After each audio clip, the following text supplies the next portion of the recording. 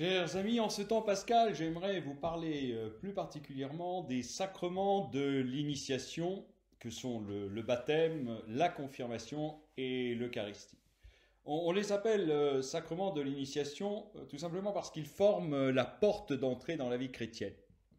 Le baptême, lui, en est le porche, il est le fondement de tous les autres sacrements. Le mot grec baptisé signifie à l'origine plonger. Parce que lorsque je suis baptisé, je suis plongé dans l'eau baptismale, je suis plongé dans la vie chrétienne et je suis plongé aussi dans le mystère du Christ mort et ressuscité. Depuis les origines, la symbolique de l'eau est très riche. Nous le voyons dans le livre de la Genèse. L'eau est présentée comme un des éléments primitifs de la création. L'eau est nécessaire pour que la vie apparaisse et se déploie. L'eau est aussi utilisée pour laver et purifier. L'homme est à la fois un corps et une âme, et lorsque il cherche à laver son corps, il veut aussi purifier son âme. Nous avons cette très belle prière dans le psaume 50, « Lave-moi tout entier de mon mal et de ma faute, purifie-moi. » Mais l'eau aussi rappelle également un risque dramatique. Les flots peuvent être mortels. Rappelez-vous le déluge, il a éradiqué toute l'humanité, sauf bien sûr 8 personnes. Ces différentes significations, la mort, la purification, la vie, eh bien, se retrouvent dans le baptême chrétien. Lorsque je suis baptisé, eh bien, je participe à la mort et à l'ensevelissement de Jésus. Le baptême est aussi la purification du péché et aussi la régénération. Et le baptême est encore l'entrée dans la vie nouvelle. Dès les débuts de l'Église, le rite du baptême est apparu comme un porche d'entrée dans la vie chrétienne. Et le Christ l'a explicitement demandé aux apôtres. Je vous cite l'Évangile selon saint Matthieu. Peu avant de nous quitter, Jésus dit aux apôtres, « Tout pouvoir m'a été donné au ciel et sur la terre.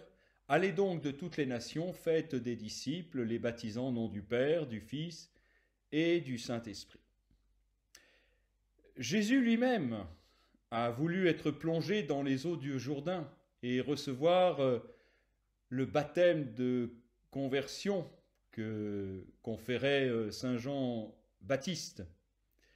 Alors, s'il a voulu recevoir ce baptême de conversion, ça n'est pas bien sûr pour lui-même, mais bien pour nous.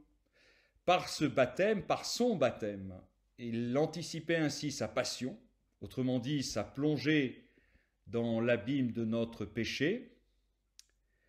Il anticipait aussi sa mort, c'est-à-dire sa descente dans le gouffre de notre mort. Et enfin, il anticipait sa résurrection, par laquelle il nous fait revivre à jamais.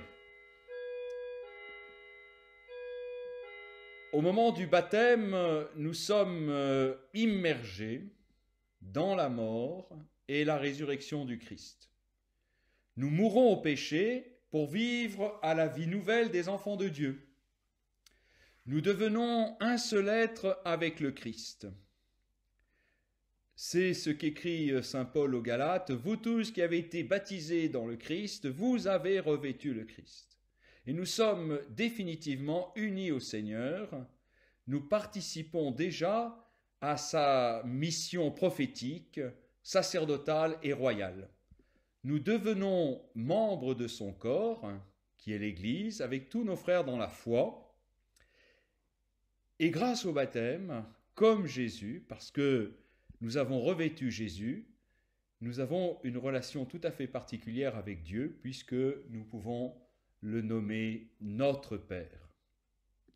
Et grâce au baptême, l'Esprit Saint fait en nous sa demeure. Alors, je vous invite à rendre grâce au Seigneur pour le don du baptême que le Seigneur nous a fait. Laissons nos cœurs s'émerveiller devant un si grand mystère. Le baptême, écrit saint Basile le Grand, est la délivrance des captifs, la rémission des dettes, un sceau infrangible, un char pour monter au ciel.